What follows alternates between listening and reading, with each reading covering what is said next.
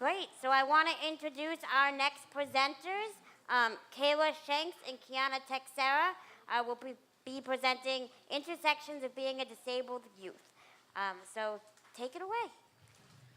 Hello, I'm Kayla Shanks. I am 18, and I'm one of the peer leaders for Braggley.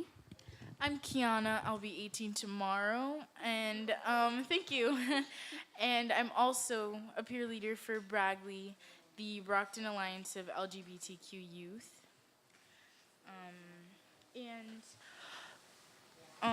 Braggley stands for Alliance of Gay and Lesbian Youth, but we have basically just gone by Alliance of LGBTQ Youth to be obviously more inclusive. With our group, our space is what we call a brave space, and that just means that there's no room for, that there's room for, what's the word? There's room for discomfort and, because some things that people can find, uneasy to talk about are important. And we try our best to make it so that everyone is represented. And we used to go by something called a safe space, but people oftentimes found loopholes around that term and would basically they just find loopholes around it and use it to sort of speak in a hatred way towards other people in the group, and we just felt like changing it to a brave space was important.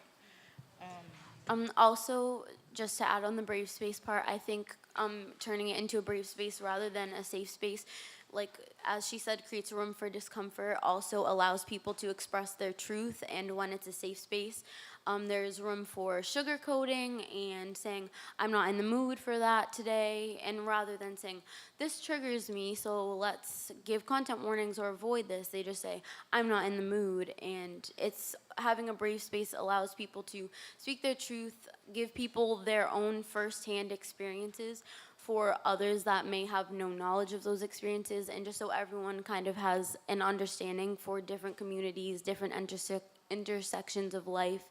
And we serve a large age group of youth, and because of that we have to be very understanding of the different things that they do go through. Our group would be a resource for LGBTQ youth to use and utilize, same thing, for anything that they could possibly need, whether it be to find a therapist, to get help with coming out, to get help with their transition, to get new friends, to find comfort, to find a family, and an inclusive education that they wouldn't really receive in school, such as inclusive sexual education,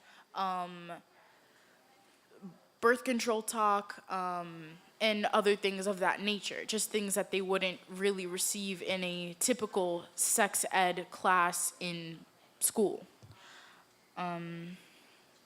And just basically a place to come home to. Oftentimes, LGBTQ youth aren't comfortable in their own home, so creating a space for them to be able to come to and just feel that same warmth and comfort of being in a home is just very important. We need that. LGBTQ youth need a place to feel comfort. It's important.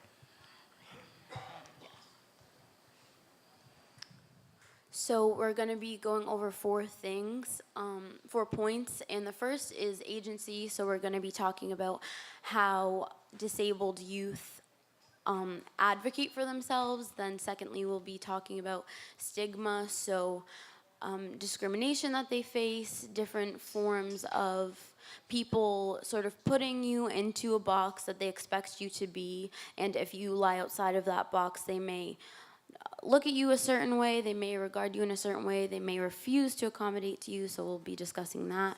And then along with accommodation, the third point will be accessibility, being able to get the things that you need, stuff like that. And then lastly, we'll be having a sort of dialogue, kind of debriefing everything that we have discussed and give you guys a little bit of room to kind of interact with us.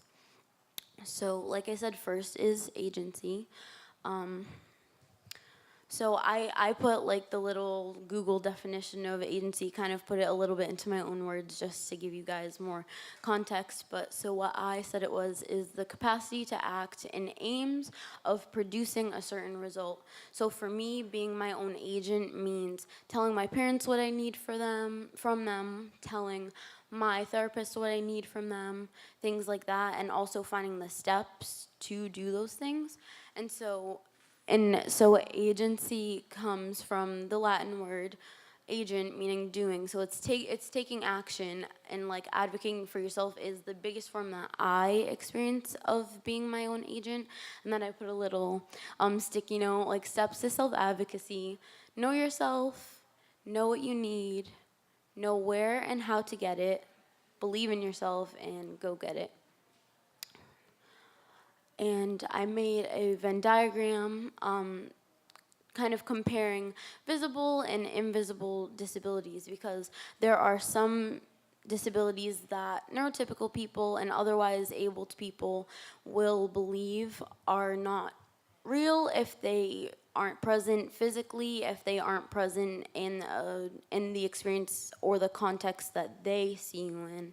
If they don't see you daily, then they may not understand the extent that your disability goes to, whatever. And so people that have visible disabilities struggle with being denied their own power, so they lack the ability to be their own agent because a lot of abled people in their life will take that from them. And on the other hand, people with invisible disabilities are denied support. They are looked to as high functioning. You are able to get what you need, go get it yourself. You don't need support systems, that sort of thing. And then again, on the other hand, people with visible disabilities are referred to as low functioning, and that they need someone to act for them, almost infantilizing them, taking away their power. And then I put a little question mark in the middle, because the question mark is what all disabled people have in common, whether an abled person would be able to identify their disability or not. Many disabled people are refused the ability to advocate for themselves, be accommodated to, and have these support systems. And that is just that's just ableism in itself, is just extreme denial from support systems that you need to have the kind of resources they have, but they are refusing to give to you almost. And now we're going on to stigma. We've all had our moments where we've been stigmatized, whether that means that we have been stigmatized for, like, by being, like, invalidated, or having expectations, like, put on you. For example, as a person with ADHD, I get stigmatized often. People either tell me, oh, you don't seem like you have ADHD because you're not really hyperactive through my eyes, when the hyperactivity for me, it comes in my brain, and I'm not very active on the outside. And that just invalidates my disability, and it just says, oh, you don't have this, you don't deal with this, and that's what they think about me. Another thing of people, like, having expectations is when, like, for example, if I were to tell somebody, hey, I have ADHD, they would say, oh, like, okay, that's interesting. I would expect someone with ADHD to be bouncing their leg or bouncing all over the walls. I say that as I'm literally bouncing my leg. And let's see. And basically, the stigma has like led my family to wanting me to get medication for ADHD, and so in middle school, I had spoken to my doctor about my attention deficit, and basically he was like, hey, here's some medicine. You don't know what it is, but I will tell your mom and you will not be in on it. And the thing about that is, for me, my mother isn't really so educated on anything regarding mental health at all. And so I wasn't really in the loop, and that led to me having long-term effects on my mental health and on my physical health. The first medication that I was prescribed, it triggered my depression in 7th grade. And that is a very young age to be feeling that way. And because I wasn't nobody told me about the side effects, I wasn't able to be my own agent. I wasn't able to speak up for myself. And the second time I asked for a new prescription, it ended up messing with my body for the long term because the medication that I received sort of ruined my menstrual cycle, and both of those things are going to be affecting me in the long term, and it's all because of stigma. It's all because of, we need to give Kiana medicine so that she doesn't disrupt the class, not because she needs help with this, not because she needs to be able to be better with focusing. She needs to be able to function better. It was just so the people around me could function better. And it is horrible. It sucks. Yeah. So I made a little analogy because I'm very big on analogies. That's the best way I'm able to understand things. So I'm gonna read it and then I'm gonna elaborate on it just to make it more clear. Interacting with others as a disabled youth, you deal with ableism and adultism at an intersection with many other identities crossing the road. Miscommunication between drivers can ultimately lead to a collision that, no matter who the reckless driver is or their intentions, all the identities can be impacted. So ultimately, the interaction is what I'm calling the road. So for example, me as an autistic person communicating with someone who is allistic or non-autistic, it can be a very miscommunicative talk, whatever, and it can lead to clashing, it can lead to stigma like we've discussed, and it can lead to being discriminated against. It can lead to experiencing hatred against myself, and that can lead to me either having a meltdown, which I'm calling a collision, things such as that. So when people are not communicating well, when people are not understanding each other or giving themselves the opportunity to try to understand the other person that they may not have firsthand knowledge on their experiences, it just ultimately leads to trouble. If you're not open-minded, if you're not willing to hear someone else's side that you literally have no firsthand knowledge on, then it's just almost denying that person their validity and that their experience is real, that they have lived it, and that sort of thing.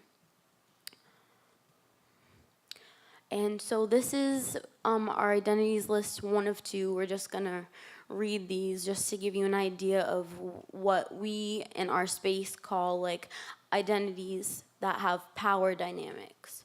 So some identities that have power dynamics are ability, age, race, ethnic background, gender, economic status, wealth, job, education, and degree status.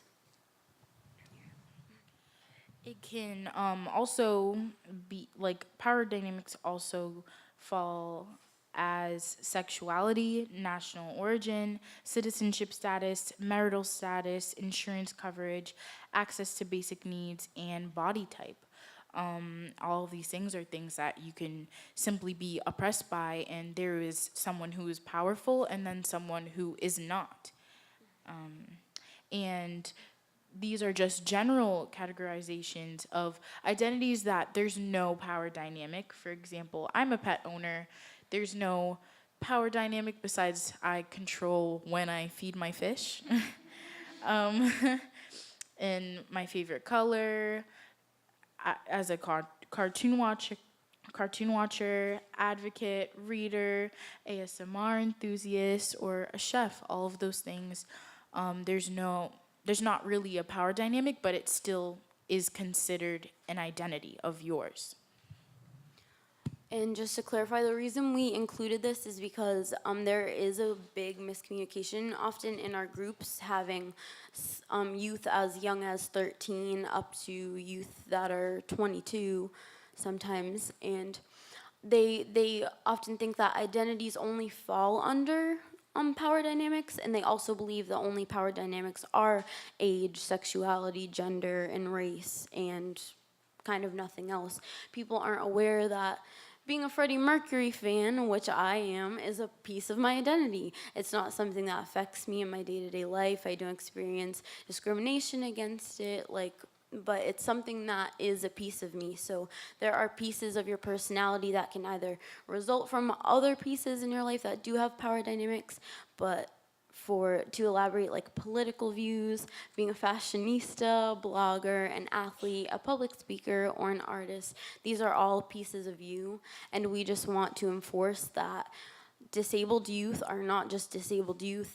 We are not just disabled youth of color that are LGBT, that have certain cultures that may not fit our individual lifestyle and stuff. We are more than that. We are people that enjoy things in our day-to-day life. We like to write, we like to draw, we like to sing, we like to dance, we like to enjoy things, and we are not our disability, but then again, we are not what people would call me a person with autism, because I don't want to call you an autistic person because that lessens your humanization. Like, no, I'm still a human as an autistic person. I am autistic. I am a person. And what people do not understand is that person-first language does not enable someone to feel humanized. It just makes them feel like that disability piece is taking away from their ability to still be a human and to act as their own agent. And so now we will be talking about accessibility. Sorry, the clicker is not working.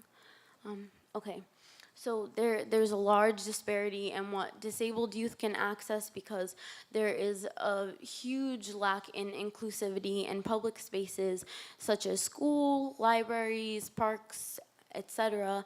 And as you guys can see, and as was mentioned earlier on today, that there is going to be a vote November 6th on trans people maintaining their rights, and that's something that does affect disabled youth. It's something that affects the people of Massachusetts, and it's something that will affect people outside of Massachusetts.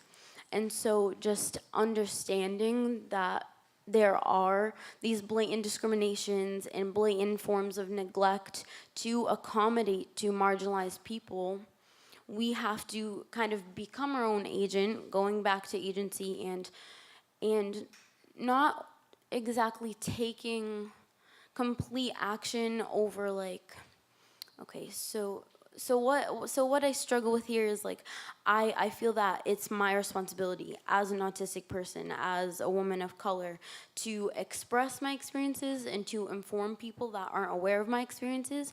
But it's also very frustrating for someone to constantly be, like, almost interviewing me to try to understand, like, what's going on.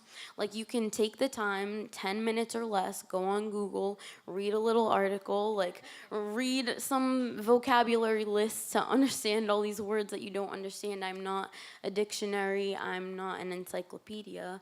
And so that brings me to awareness versus acceptance. So this is a big thing in the autistic community, that there is Autism Awareness Month.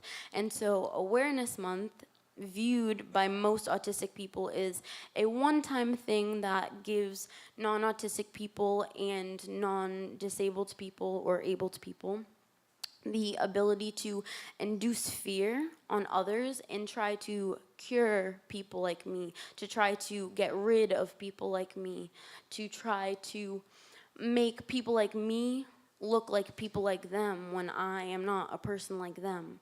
And acceptance is like an aim of advocacy for marginalized groups and enforcing like a movement enforcing that marginalized people are just as much people as people that are innately privileged, people that are often given the rights in a surplus that I am almost like in a drought of. And so there's also like a lack of transparency between youth and the adults in their life, especially being a disabled youth with several intersections. So authority figures such as teachers or other support systems like healthcare professionals often don't have transparency, like Kiana mentioned earlier. Because they feel like, well, that is a disabled youth. They are not their own agent. I will be their agent, sort of thing. So. And like I had mentioned earlier, lack of transparency between youth and adults is a big, big problem. Like I said, I wasn't involved in my own care. I wasn't involved in my own medication. I was not involved simply because I am a kid, and people just genuinely believe that kids shouldn't be in on certain things, and it's not really fair to the children that are being given things or that are missing out on a conversation worth having, that are missing out on important things in their life that they need to know as soon as possible. And like I said, it's extremely, extremely important to expose children to what they are getting into, whether it be they're starting medicine or whether it be they're going to a new school, whether it be they are starting a relationship with someone. In any way, shape, or form, children deserve to be informed on everything that they like take part in. Yeah. So I just wanted to make sure you guys are mindful of time. It's 11:58, and so we have to be wrapped up by 12. But I know that you guys will probably be around and able to take questions afterwards if people have questions. But yeah, I just wanted to Definitely. let you be aware of the time. So we're calling this part dialogue. It's just like we each came up with 2 individual questions that are yes or no, or true or false, and there's no harm or foul in getting something wrong, and yet the yes or no questions have no right or wrong answers. It's just to give us an idea of how you guys feel about our presentation, about the information in our presentation, and the ways that the information in our presentation may have affected you or have affected you in the past prior to our presentation. So you can start with those. My yes or no question is, did our presentation change your view on the intersections in your life or those within identities and cultures that you don't belong to? I also forgot to say, we're gonna like say, if you think yes, then raise your hand, and then we'll say if you think no, then raise your hand, and if you don't want to participate, that's fine. We just want to get like a little visual kind of in our heads of what people think. But A demographic. Oh, oops. A bit of a demographic. does anyone need that question repeated? Okay, so so if you think yes, that this presentation has affected you in that way, then raise your hand. Okay. Okay, and if you think no, raise your hand. No harm or foul if no, because you could know more than us. We're 18. Like, okay. Okay, so my yes or no question. Oh, Was someone raising their? Okay. My yes or no question is, do you guys believe that you can attribute or incorporate anything we have discussed into your life in the future, into your future experiences and daily interactions with people in your life? Yes. Okay. No. Okay. And now we're gonna say our true or false questions. We each have one, and then we'll be done. If anyone has questions afterwards, we can talk. Yes, feel free to ask us questions afterwards. My true or false question is, true or false, awareness and acceptance are the same thing? Raise your hand for true. Okay, raise your hand for false. Okay, you guys are amazing.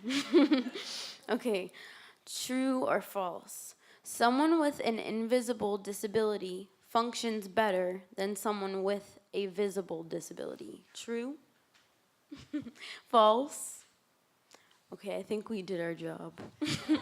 Okay, but yeah, you guys can talk to us after this is done. We did have 2 slides with our information. This is the information with health imperatives and our adult advisors that are over there, the 2 beautiful people over there.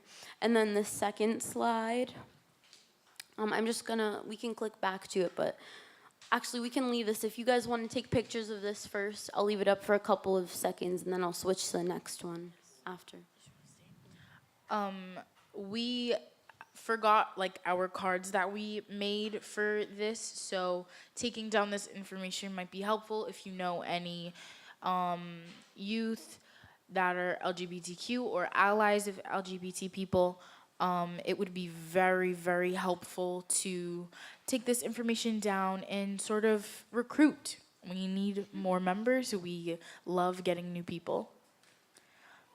And there's other organizations like ours around our area, around the, it's called the AGLI Network. There's the Bagley, which is the Boston AGLI. There's multiple other AGLIs. You can look it up. If you just go on, is it bagley.com or .org? Yeah, I think if you just look up Bagley, then it should come up BAGLY, and it will come up, and you can search through their website, and it will show you an AGLI, an Alliance of LGBTQ Youth near you. So, and I'm gonna just skip to the next slide, and that's me and Kiana's information. We just put some of our identities there, just for you guys to have some information about us. But yes, and if you have questions, concerns, anything, come up to us and ask or talk to us. Great. Thank you both. I think we should give them a round of applause. That was phenomenal.